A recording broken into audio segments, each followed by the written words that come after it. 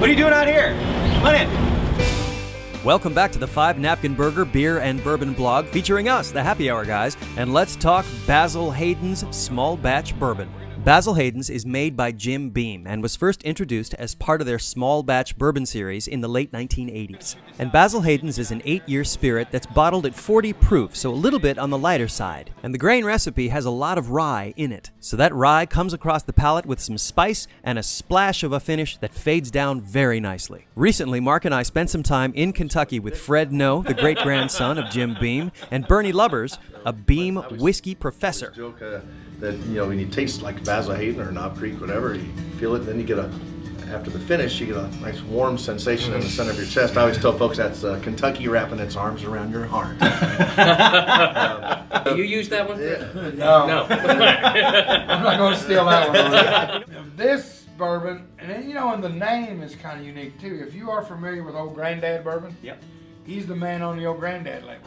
Basil Hayden. We thought it'd be kind of cool to put his name on an Ultra Premium Bourbon because he is one of the elder statesmen of the bourbon industry. I mean, everybody's heard of Old Granddad. Yep. One thing I think you will see, but this one, how quick the finish is. Yeah. I mean, it's very easy on the palate. Very popular drink with this. There's a little splash of ginger ale and maybe a squeeze of lime in the summertime.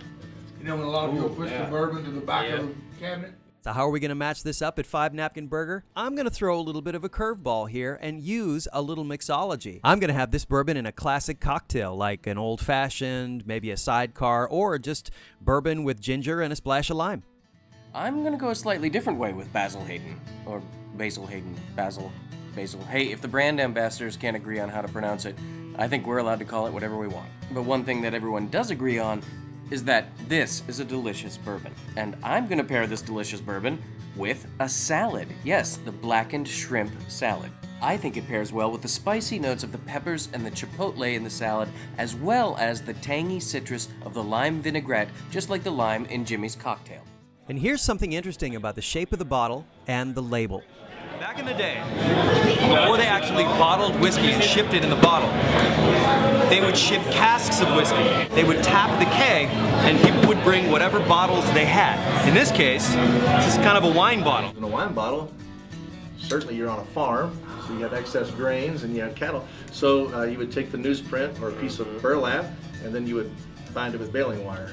And that's why these bottles look like this. It's all a history. That's awesome. So at 5 Napkin, you can drink your history and eat your burger. We'll see you next time. Cheers.